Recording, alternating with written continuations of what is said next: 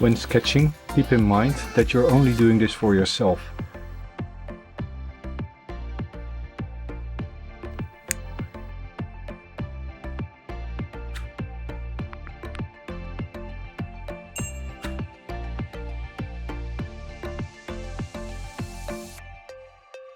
We have the main trunk. We're going to go up.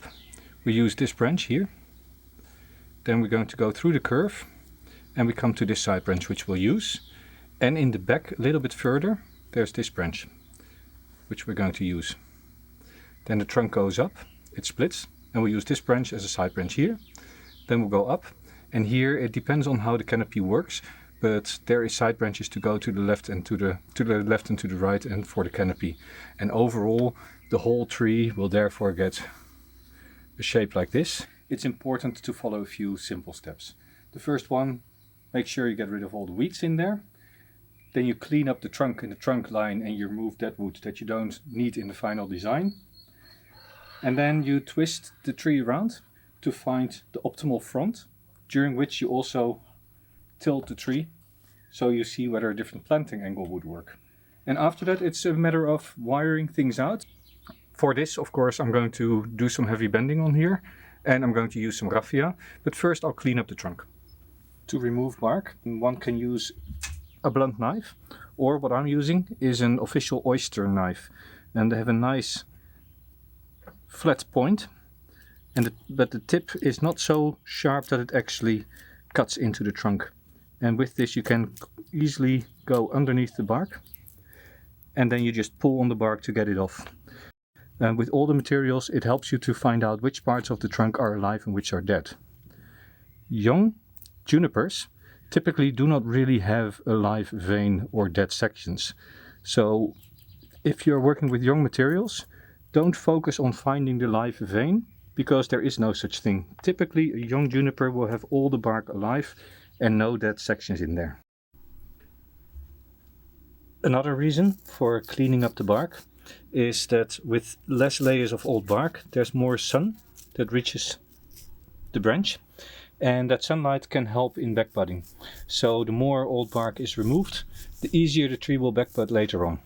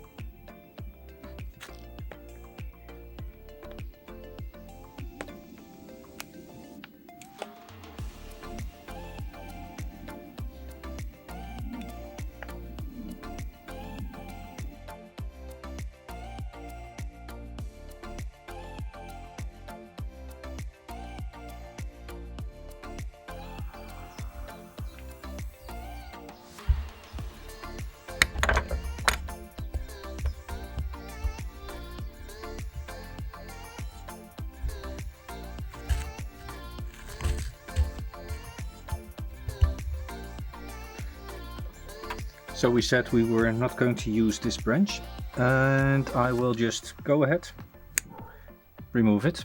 And this is a very nice little branch that one could use for cuttings.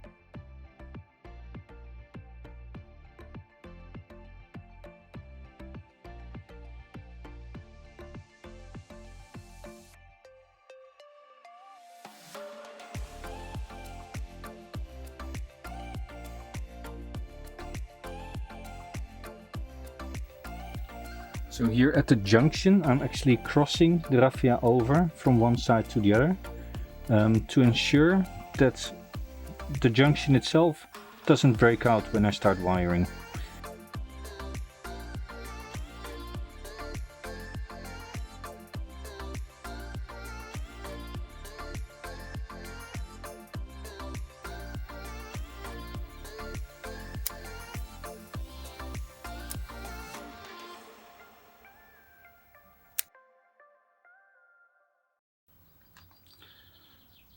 For this branch I'm using copper wire of 2.5 millimeters, and I'm making sure that I put the wire on top of the place where I'm bending, because I'm going to bend the branch down, and this way the wire gives support. Furthermore, I wire the copper in one go, as you cannot correct copper wire. Copper wire is quite supple when you buy it, but as soon as you work it, it hardens. So you have to put it in place in one go, and it needs to be in the right place. Therefore, for people just starting out with bonsai, it's often easier just to use aluminium wire. So now I have to wire this side branch, and the copper wire that I have here is quite heavy for it, but that's not a problem because it's going to help this thicker section to also set. So I'm going to put it all the way down here around the fork in the trunk, then I'll let it come up and over into this branch. What you can tell here is that this is much more flexible than this part here, and that's because the branch has been pruned at this point at one time. So I have to be extra careful when I'm bending this, that at this point I am careful with not breaking it. The tree doesn't have a lot of green, but still I'm going to remove this here because it really is in a spot that I'm not going to use it for wiring down or including in a pad. So this way I'm going to wire out the whole tree. Every time trying to wire two branches with the same wire so they can act as counterweights. You're happy to stay and watch, but I'm not going to comment upon it. I'm just going to do it so you can actually see the work rather than waiting for me to get finished.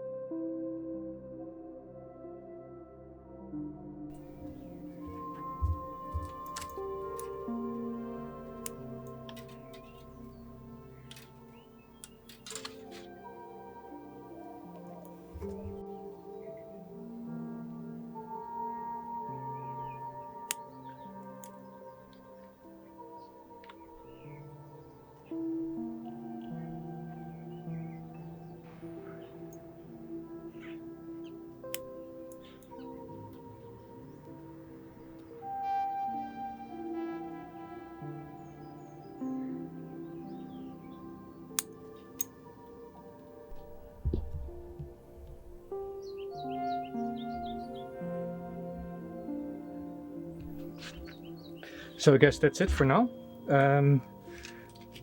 Let's compare. I think that worked out quite well. Now it's a matter of keeping the foliage a little bit moist, so once or twice a day I'll spray it with water and I'll keep it out of full afternoon sun. But for the rest it just gets to recover, it can grow for the rest of the year, and in fall or in spring I'll look at it again.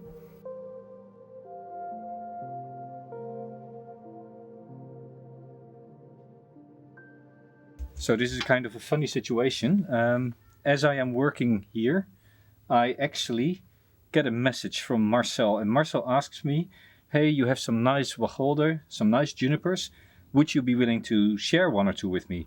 And well, Marcel, you're in luck. I've selected this one for you.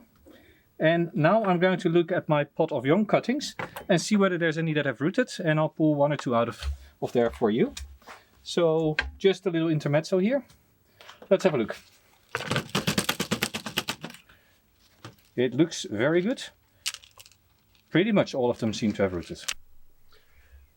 So Marcel, there you go. This is a whole bunch of rooted junipers. I wasn't going to do another cuttings video, so I'm just going to pull 3 out with good roots.